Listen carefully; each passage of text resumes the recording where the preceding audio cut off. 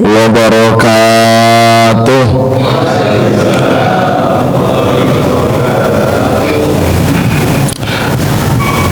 Pak Gunawan beli opak, belinya di ibu kota. Salamnya kurang kompak, gak bahaya Pak. Assalamualaikum warahmatullahi wabarakatuh. Al-Fatihah.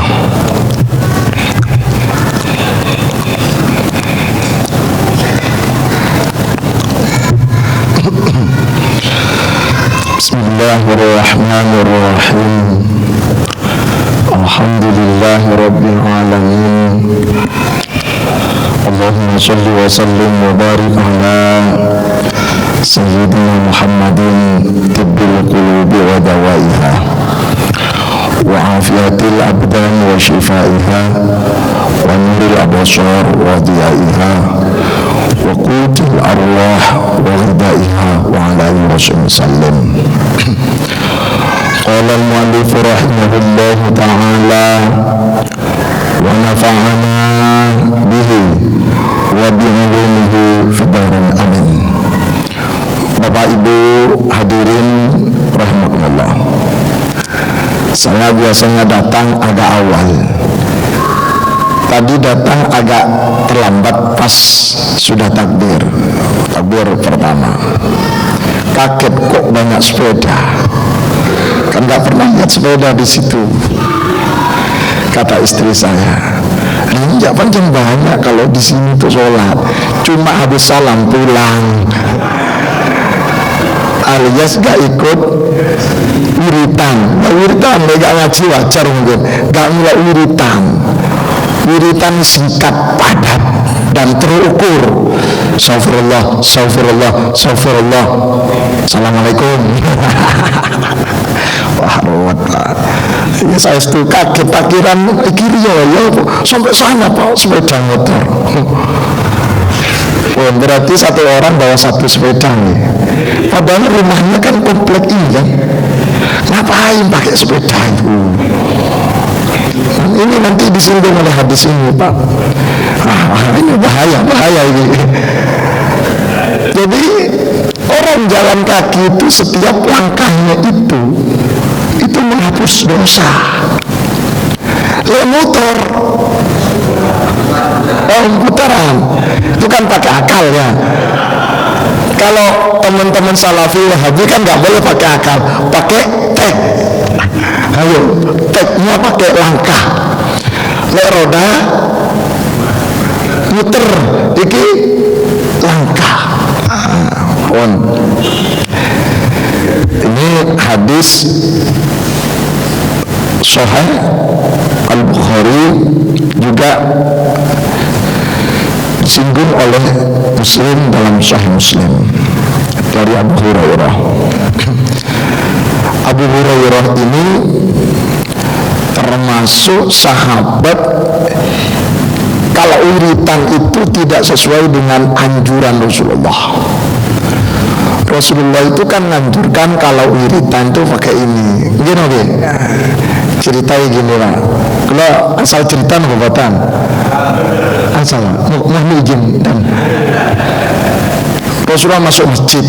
Ternyata di masjid itu ada Ummu Hani, perempuan, Ummu Sulaim, dan istri-istri para sahabat. Ini bukti pertama bahwa ibu-ibu di masa Rasulullah sholat di masjid. Kalau ada orang baca, orang mengatakan di YouTube itu ibu-ibu sedang di rumah, berarti dia belum hatam baca hadisnya, atau hatam tapi gak paham. Nah, ibu-ibu itu wiritan Pak, istiqomah, tapi wiritannya pakai kerikil watu.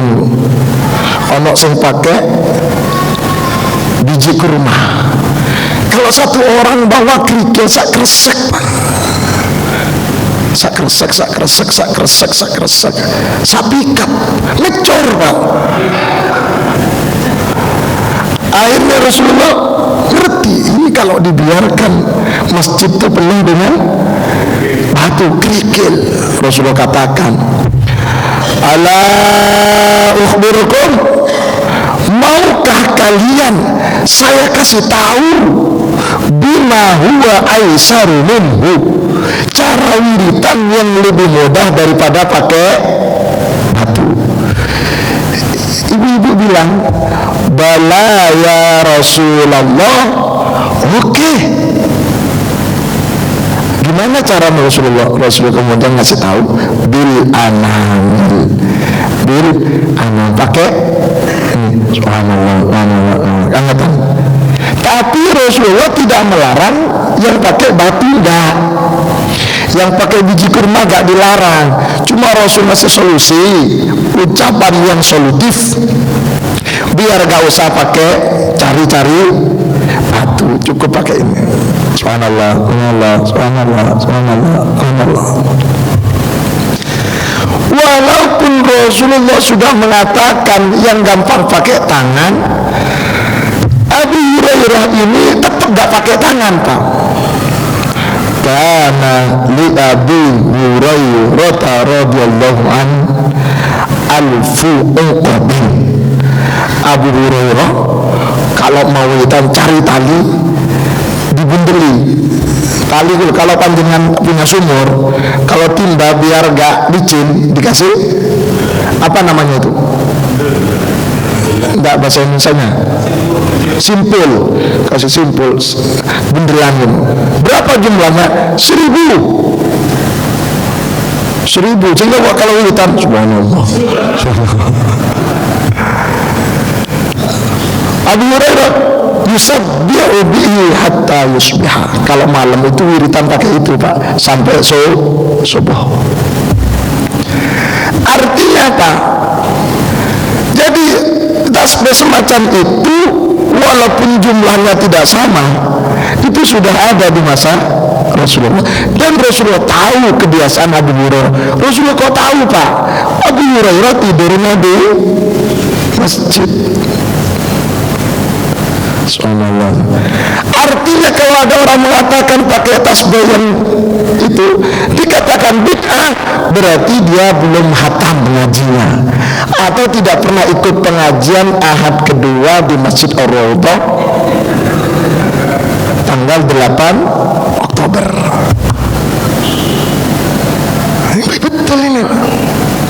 Makanya uang itu gak ngerti aja ngomong salah bina menang takut sih bah ya apa itu ono dalilin apa boten. Orang itu rata-rata yang mengatakan bid'ah, mengatakan itu rata-rata karena tidak tahu dalilnya. Sehingga rumusnya kalau tidak tahu maka dianggap bid'ah, salah, gak benar. Semestinya tanya, fas'alu ahla dzikri in kuntum la ta'lam. Suruh tanya, malu bertanya, sesat di jalan. Kata jamaah Ar-Raudhah, wah apa kata takon wong ceramah asyik sampai isya sampai gak kuman waktu takon dia apa nggih. Nah, ada kabar gembira buat panjenengan, saya tambah waktunya subuh Sabtu kelima, tapi kemarin lewat, nanti saya ganti Sabtu ketiga, khusus bulan Oktober saya ganti, khusus bulan ini ganti Sabtu ketiga subuh. Datang semua, akan disiapkan sarapan katanya, mbok gak ngerti ya. Watan ya betul. Ini kemarin saya baru datang dari Vietnam, Hanoi, besok berangkat ke Bawean terus ke Malaysia sama nyonya, insyaallah bendungan nih sampai Jumat. Ini Sabtu 2, Sabtu ketiga insyaallah datang lagi saya untuk mempertegas ini. Jadi apa yang dilakukan oleh Abu Hurairah itu atas sepengetahuan Rasulullah, yang dilakukan oleh para sahabat diketahui oleh Rasulullah, itu namanya hadis atau sunnah taqririyah. Sunnah ada 3, sunnah qauliyah yang sumbernya ucapan Rasulullah. Ada sunnah fi'liyah, sumbernya dari perbuatan Rasulullah. Ada sunnah takririyah seperti ini, tasbih itu Rasul tahu. Contoh lagi, sahabat Bilal itu kalau wudhu, habis wudhu mesti sholat sunnah badal wudhu, tapi Nabi tidak melakukan. Nabi tahu, Nabi membiarkan. Itu namanya sunnah takririyah dan seterusnya. Menarik, Pak. Maka orang itu yang viral di YouTube kemarin itu, Pak, gara-gara ada orang main banjari. Gak ada hukum sunnah dan wajib sunnah. Kalau yang orang yang di video itu, Pak, saya kan ngaji di situ hadis. Itu kalau waktunya saya duduk di depan, senang ke saya itu, Pak. Belum tahu dia ke saya. Hadrah di masjid. Akhirnya yang memvideo suaranya itu namanya Ustaz Syauqi itu, imamnya di situ. Saya WA, Ustaz antum yang video. Iya, bagus antum, lanjut sikat. Ya pendoanya gini aja Ustaz ya, biar jelas, sebab kalau gak jelas nanti ruwet sampai selamanya. Undangan orang itu dan ustaz undang semua, ada berapa ustaz, sebelum datangkan semua, datangkan saya. Nanti debat terbuka syuting, adu data, dalilnya keluarkan, debat terbuka, bukan menang-menangan, tapi cari kebenaran. 1 lawan 10, tak apa. Katanya WA berikutnya, gak ada yang mau, Ustaz. Gak ada yang mau. Ruwet, Pak. Kalau dialog itu ditutup, gak ada yang mau, maka sulit untuk mencari kebenaran. Gimana, Pak? Pun saya jelaskan waktu itu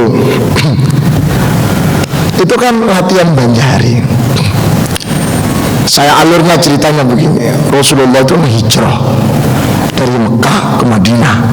Sampainya di Madinah Rasulullah, fahaula'ir rijali wan nisa'i wasyibyan, bapak-bapak, ibu-ibu, anak-anak, yagifuna fisyawari, mereka berjejer berdiri sepanjang jalan, gak usah kenangan, sepanjang jalan tanpa kenangan berdiri. Apa yang dilakukan mereka menyambut kedatangan Rasulullah? Seraya yadribuna dufuf, sambil mukul rebana, tapi mulutnya, lisannya membaca tola'al badru alaina min thaniyatil wada. Yang dibaca tola'al itu bagian dari sholawat. Yang ini rebana, banjari itu berdiri, itu qiyam. Tempat berdiri namanya mahallul, berarti mahallul qiyam sudah ada di masa Rasulullah. Sholawat dan pakai rebana sudah ada dari Rasulullah. Menyambut datangnya orang manten kemudian disambut dengan rebana, datang dari umrah haji disambut dengan rebana, sudah ada menyambut orang yang datang itu. Kurang apa? Koncoku ngomong kurang ajar. Tapi dia jawab, ya tapi kan di jalan, bukan di. Ayo. Saya keluarkan dalil yang lain. Waktu Rasulullah bangun Masjid Nabawi, rumahnya Rasulullah sebelah dengan masjid. Di masjid itu kalau bahasa sekarang ada remas latihan banjari, ada remas latihan habsyian. Ngerti habsyian? Habsyian seperti kapan hari di sini ada maulid, ada Habib itu kan habsyian. Karena yang bermain itu orang-orang Habsyah. Ada yang mengatakan orang-orang Afrika. Orang Afrika kulit hitam, Pak. Suaranya kan tinggi dan melengking. Main banjari, main hadrah di masjid, dan pakai javen, joget di masjid. Ya, Pak. Ada yang bisa javen? Ayo sini dengan saya. Nah, rame di masjid, asik. Aisyah dari rumahnya itu dengar, Baginda Nabi koyok seneng di luar, ayo nonton. Kata siapa, Pak? Aisyah, Rasulullah kan memanjakan Aisyah istri tercintanya. Panjenengan kalau ikut Rasulullah, panjenengan manjakan istri panjenengan, jangan dimarahi. Kalau minta gendong, berat pakai geledek. Akhirnya singkat cerita Aisyah keluar, Rasulullah keluar sama Aisyah. Berhubung di masjid itu hanya waktu acara latihan ini laki-laki semua. Aisyah posisi duduknya di belakang Rasulullah sambil lihat-lihat latihan. Di mana kejadiannya itu, Pak? Di masjid. Ayo kurang apa? Lo cari ustaz saya gak boleh rame-rame masjid. Rame-rame di masjid itu waktunya sholat gak boleh. Bukan waktunya sholat. Orang Malaysia menyebutnya tape.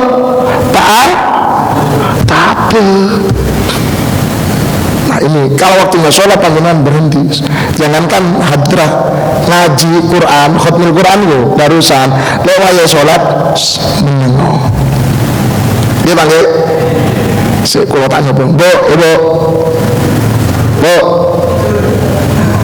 Kak Kurung, senyap suara, apa namanya? Apa istilah ruangan yang kedap suara. Jadi yang sana suara gak kerungu, sini suara kerungu. Gak adil itu, gak adil. Pun, kalau lanjut Pak. Berarti semuanya itu amalia ahlus sunnah wal jamaah itu gak ngawur, ada dalilnya. Yang gak ngerti dalilnya berarti belum selesai ngajinya, wajib tanya. Ojo menang langsung memusuhi, gak boleh. Orang itu harus terbuka hati dan pikirannya untuk menerima kebaikan dan kebenaran. Walaupun didoktrin waktu kecil-kecil haram bid'ah. Jadi wiritan haram bid'ah, syirik kafir. Pak. Tapi tetap harus terbuka. Kalau sudah terbuka sadar. Allahumma amin. Allahumma pun ada pertanyaan? Nanti asik kurung sah. Pertanyaan tak ada. Saya lanjutkan.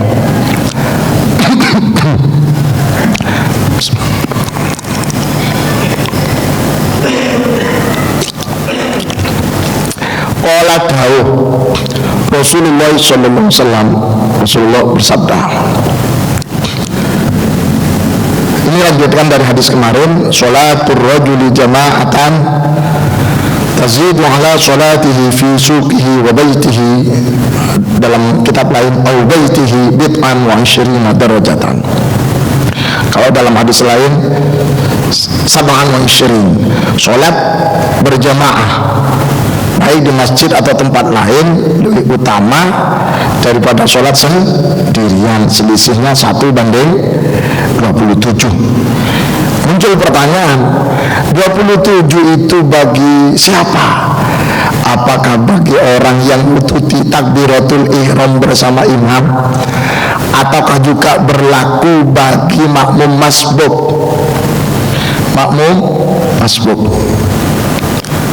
Makmum masbuk adalah makmum yang ketinggalan, Pak. Ketinggalan takbiratul ihram, imamnya keburu baca Al-Fatihah. Itu sudah bisa masbuk, Pak. Walaupun nututi rakaat pertama, bahkan sofnya di depan, tapi gak takbir, si matanya HP, terkadang jawab WA, grup juga jawab HP. Sampai imamnya Bismillahirrahmanirrahim baca Fatihah. Maka orang itu statusnya bukan muwafiq lagi, tapi makmum masbuk. Tapi makmum masbuk yang wajib menyelesaikan Al-Fatihah. Ada makmum masbuk yang tidak wajib menyelesaikan Fatihah, yaitu makmum masbuk yang baru datang. Imamnya lam yalid wa lam yulad, dia baru datang, Allahu Akbar, baru Allahu Akbar, wa lam yakul lahu kufuwan ahad, dia baru baca alhamdulillahirabbil alamin. Kata imamnya Allahu Akbar, makmum segera Allahu Akbar, ikut sehingga nututi tumakninah dalam rukuk, makmum masbuk yang terlambat yang belum selesai Fatihah dianggap nututi 1 rakaat. Namun kalau dia melanjutkan Fatihah sampai selesai sampai imamnya berdiri, maka dia walaupun selesai Fatihah tidak dianggap 1 rakaat. Do you understand? Alhamdulillah. Oh, ini penting. Sebab banyak orang, Pak, bukan di sini, di sana, Pak. Gedangan. Sepanjang Gedangan. Kecamatan Gedangan. Orang sholat, Pak. Dirinya masbuk, Allahu Akbar, imamnya ruku, sing ngebut maca Fatihah. Sampai selesai Fatihahnya imamnya keburu i'tidal. Maka dia gugur, Pak, rakaat pertama itu karena gak nututi tumanina. Jadi ukuran orang itu dianggap 1 rakaat bagi makmum masbuk ketika nututi tumanina dalam rukuk bersama imam.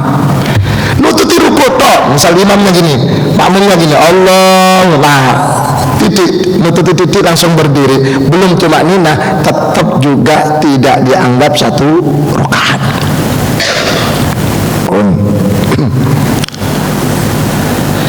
Jadi 27 itu penjelasan para ulama bagi siapapun yang ikut sholat berjamaah, nututi rakaat pertama ke kedua ke bahkan nututi tahiyat itu makmuman nututi tahiyat, tetap dianggap sholat berjamaah. Berapa pahalanya? 27. Lelek ngono enak terlambat ayo foto-foto 27. 27 beda kualitasnya. 27 nya semangka dengan 27 nya kelereng. Itu penjelasan saya, Pak. Tapi yang jelas kualitasnya beda antara yang nututi rakaat pertama dengan yang nututi rakaat terakhir.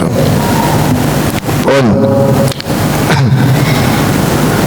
jadi sholat jamaah, Pak, lebih baik. Bahkan dulu di masa Rasulullah ada seorang tunanetra namanya sahabat Abdullah ibnu Ummu Maktum. Dia saking pengen sholat berjamaah jalan ke masjid, Pak, walaupun nggak ada yang nonton, orang buta. Sampai dia izin pada Rasulullah, Rasulullah, bolehkah saya tidak sholat di masjid mengingat dia tunanetra? Laisa li qaidun yaquduni ilal masjid.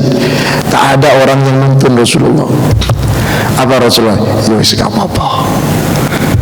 Setelah sahabat yang tunanetra ini mau pulang, Pak, sampai pintu tak panggil, sini. Dalam Rasulullah, hal sami'tumun nida, apakah kamu kalau di rumah mendengar suara adzan? Na'am Rasulullah, saya dengar. Fajib, sepanjang kupingmu mendengar suara adzan berarti rumahmu tidak terlalu jauh. Ini apa? Dia tetap sholat berjamaah di masjid. Sampai satu saat kejadian, dia maksudnya gak ada mic-nya, Pak, dulu, Pak, ya, langsung. Dia satu saat jalan ke masjid, kakinya kesandung, jatuh, kepalanya pecah, berdarah, tapi tetap lanjut ke masjid. Orang Gedangan, Pak, kepleset didik, sarungnya basah didik, keciprat lumpur hujan tuh, balik, Pak, sarungku kotor. Ini sahabat kepalanya pecah, berdarah, Pak, tetap berangkat ke masjid.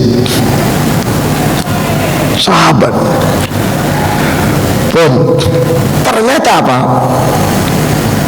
Ternyata sepulang dari masjid dituntun oleh seorang pemuda tak dikenal. Tuntun. Besoknya dijemput oleh orang yang sama, pemuda. Mari sholat, artinya antar jemput. Sahabat Abdullah ibn Maktum penasaran, ini pemuda ini orang mana ya? Remas tak? Dia tanya, bro, kamu siapa, bro? Tuan, sorry to say, engkau tidak perlu tahu siapa saya. Yang penting Tuan saya antar jemput. Oh, gak bisa. Saya harus tahu siapa kamu. Ketawa, si pemuda itu tawa. Kan gitu ketawanya kira-kira Pak. Sorry Tuan. Dia bilang, saya ini setan. Ibnu Maktum nanya, setan kok nuntun saya ke masjid? Bukankah setan itu biasanya menghalang-halangi orang biar gak ke masjid? Kamu sudah taubat? Oh tidak, setan itu tidak ada taubatnya.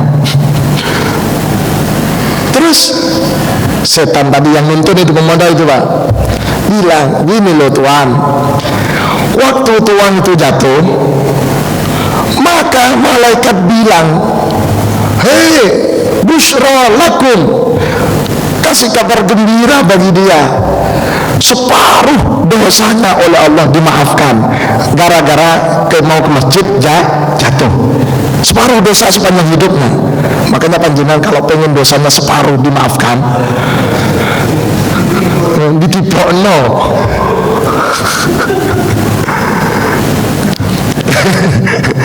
Separuh dosamu dimaafkan oleh Allah sepanjang hidupnya. Separuh itu jatuh satu kali. Kata si setan, mumpung kamu belum jatuh 2 kali, sebab kalau jatuh 2 kali dosanya habis. Ibnu Maktum ketawa, bisa juga. Akhirnya Ibnu Maktum ngomong, ya ngono, gak usah dituntun, gak mau saya. Akhirnya Ibnu Maktum tidak dituntun dan lebih sering di masjid, sampai oleh Rasulullah diberi mandat, diberi tugas suruh adzan subuh. Subuh ada 2 kali adzannya. Sekarang dulu sampai sekarang Mekah sama Madinah itu ditiru oleh sebagian negara lain. Adzan pertama Abu Hurairah untuk membangunkan orang tidur agar bisa sahur atau tahajud. Adzan kedua waktunya subuh, yaitu Abdullah ibnu Maktum. Rasulullah memberi tugas Ibnu Maktum untuk adzan subuh 1. Tugas kedua, badal imam rawatib. Kok buat tentuki Ustadz biasa sini mang izin. Nah, jadi diberi tugas oleh Rasulullah untuk mengimami Masjid Nabawi ketika Rasulullah safar, bepergian, biar masjid itu tidak kosong dan tidak free. Imamnya ada cadangan, namanya Ibnu Ummi Maktum. Ini penting pelajaran. Masjid itu walaupun riaya mudik kabeh, ojo sampai prei adzan, ojo sampai prei sholat berjamaah, dosa kabeh sak kampung Pak. Lek prei. Iya. Itu penting Pak. Abdullah ibnu Maktum tunanetra jadi imam. Ini pelajaran juga. Berarti orang buta itu boleh jadi imam. Tapi tak masalah Pak. Yang penting 1 wis sunat. Bikin pun sunat sedaya. Panjenengan. Yang kedua, ngerti ahkamus sholat, hukum-hukum sholat. Yang ketiga, ngerti ahkamul jamaah atau adabul jamaah. 1 sunat, artinya sudah ngerti sesuci itu Pak. Yang kedua, ahkamus sholat, ngerti sholat, iso sholat dengan baik. Yang ketiga, ngerti adabul jamaah, tata cara berjamaah. Apa tata cara berjamaah? Misalnya maghrib seperti beliau tadi, ojo dawa-dawa, ya kan, standar. Ojo mentang-mentang karena suaranya wapi. Orang itu penyakitnya suara bagus, biasa bawaannya mau surat panjang sekali, nggak ngurus makmumnya. Padahal makmum itu terkadang dengkulin kok rada linu Pak. Allahu Akbar waladdallin, amin, semangat makmumnya. Kurungu imam maca bismillahirrahmanirrahim yasin, astagfirullahaladzim, mau urip maca yasin Pak, cari makmumnya. Wah iki alamat ini alamat, awas yo, aku gak sholat di sini, gak kati sholat sini, atauan. Nah, imam ku ojo dawa-dawa, ojo ndek standar. Iya Pak, satu itu berjamaah begitu Pak.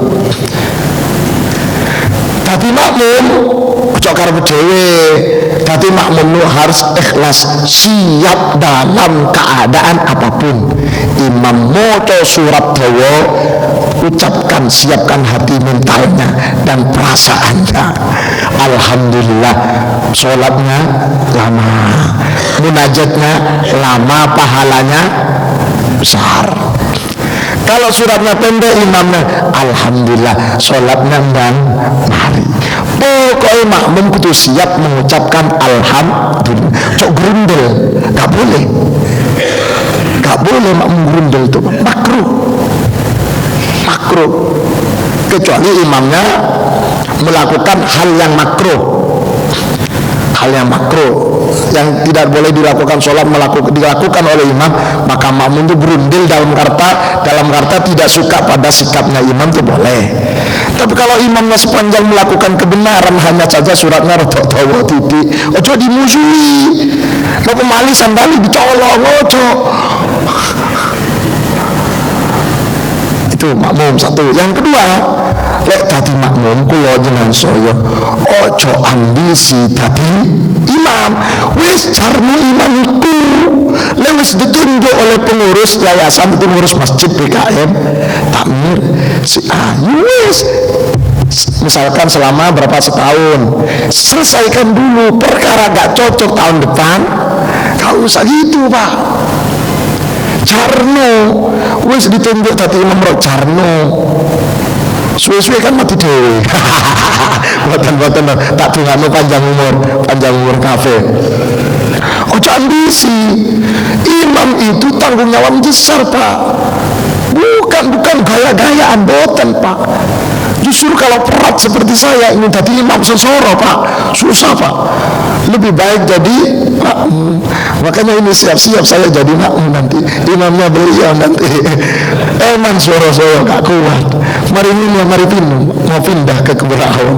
Eman maulidan. Sini mau undang maulidan gak sih toh? Gak apa-apa, Isra, besok Isra. Alhamdulillah, memang belum jodoh. Sudah 2 kali Pak. Yang kemarin Isra ya. Gak situ. Waktunya gak pas. Kalau jodoh gak kemana. Kalau gak jodoh walaupun dipaksa gak kira. Gini apa gitu? Orang tunangan 10 tahun Pak, gak situ. Tunangan 10 tahun gak sih. Terus tukar cincin, bukan 1 Pak, 10 cincinnya. Biar cekat, cincin itu kan sebagai pengikat, apa istilahnya, pengikat. Ikut cincinnya 10, gak sih 10 tahun Pak. Ada yang gak pernah tunangan, ketemu, itu pun ketemunya ketabrak Pak. Ada cewek, orang wadon, cantik Pak, soke, uang pantangan, milih-milih, lek gak ganteng, gak soke, gak kate, rapi Pak. Ketabrak becak, ketabrak, kelilem sama tukang becak Pak. Lek jodoh gak kira kemana Pak. Ini pintar Pak, jelas. Jadi kalau tadi makmum, gak usah bisa tadi imam. Kalau nanti cerita ono uang ambisi tadi imam, jamaah dan pengurus gak setuju. Kenapa? Satu, bacaan Fatihah gak pate tepat. Waladonin kan gitu. Dia bacaan waladonin do kan gak tepat do. Hanya orang gak setuju. Satu. Yang kedua, suratnya cuma 4 tok dia ngafal. Inna, kulhu, sama al-falak, an-nas. Al-falak, an-nas gak pati hafal Pak. Yang paling hafal kulhu. Nah, sama inna hafal Pak. Inna a'tayna kal kautsar fasholli li rabbika wanhar. Inna syani'aka huwal abtar. Wis. Tapi masyarakat gak mau. Tapi ambisi. Kan sudah haji pakai surban ini. Uang ganteng macak kiai Pak, karena sudah haji. Suatu saat subuh imam rawatinnya gak teko. Nah kesempatan maju Pak. Sopo sing katanya larang. Wong suke sudah haji, orang terhormat terpandang di situ. Imamnya gak datang. Ayo katanya maju, dilarang. dilarang, berbahaya ini. Maju Pak. Allahu Akbar, bahaya. Bismillahirrahmanirrahim sampai selesai waladhdallin, amin. Mikir iki sing dia kulhu apa inna. Kulhu cadangan rokaan kedua kan, dua, berarti inna satu-satunya pilihan adalah inna. Bismillahirrahmanirrahim.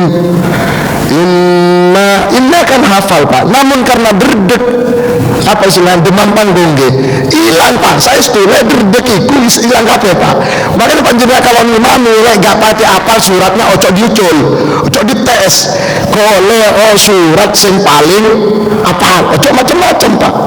Saya itu kula sering Pak ngetes apalan, bukan apalan Pak ya, kan kula kan hafal Quran niku, ngetes ayat-ayat sing gak tahu, sing jarang dipakai untuk ngimami. Tapi kalau di surat hafal, hilang Pak, blank, hilang karena dia derdek Pak. Inna ceket apa batuk-batuk gaya itu sambil cari akal. Inna makmumnya makmum yang satu subhanallah. Inna makmum satunya subhanallah. Inna makmum bilang inna lillahi wa inna ilaihi raji'un. Wah kan rusak Pak, gara-gara uang itu turun siap tadi imam, turun layak tadi imam, mokso tadi imam. Tapi alhamdulillah lek mriki niki insyaallah tiyang pun siap sedaya dadi imam, kapanpun dimanapun siap dadi imam. Nggih, siap gantian dadi imam, gantian kafe. Perkara muncul innalillah nanti resiko. Wa sallallahu Muhammad. Ya pertanyaan, terus qiraat mari ini Isa. Belum bisa. Ayo pertanyaan. Ada. Tak ada. Saya lanjut. Wadzalika, dan hal itu anna ahadahum, sesungguhnya salah satu di antara mereka, kita semua maksudnya, idza tawaddoa, kalau wudu, fa ahsanal wudu, kemudian wudunya diperbaiki, thumma atal masjidah, kemudian datang ke masjid, la yuridu illa sholata, tidak ada niat yang lain kecuali niat sholat. Sholat apa? Berjamaah. La yanhazuhu illa sholatu, dia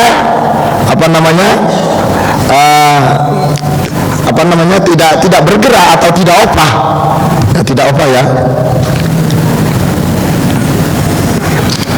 Ya gak tangi, maksudnya gak bergerak di masjid itu hanya kecuali untuk sholat.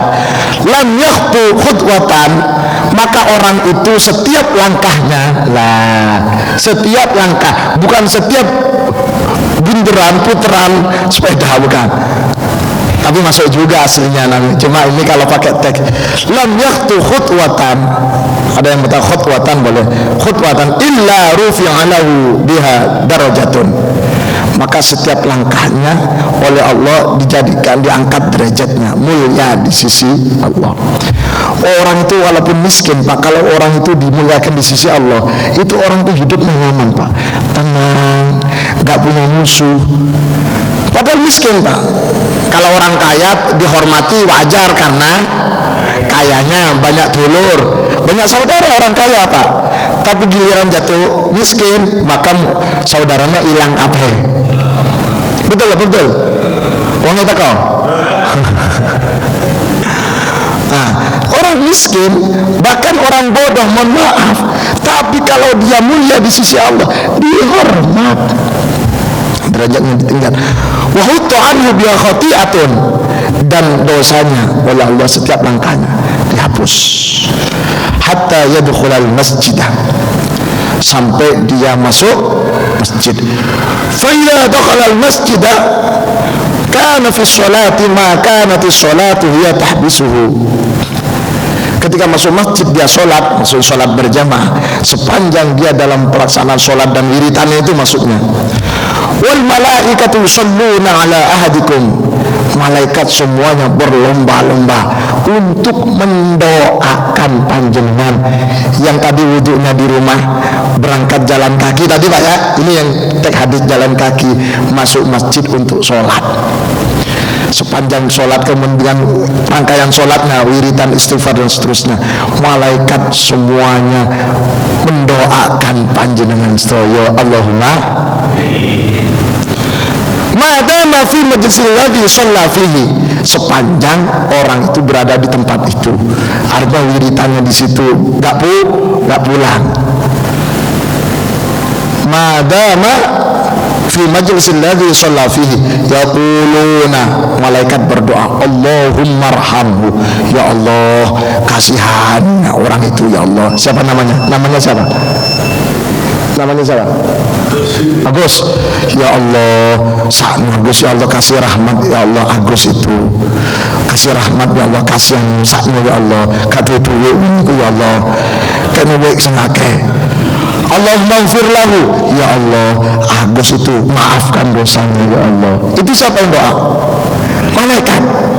Wah, yang ketiga, Allahumma tub alaih, ya Allah terima tobatnya Agus itu dosa akeh, uangku seneng gendaan ya Allah, tapi maafkan ya Allah. Siapa? Ini sing Agus.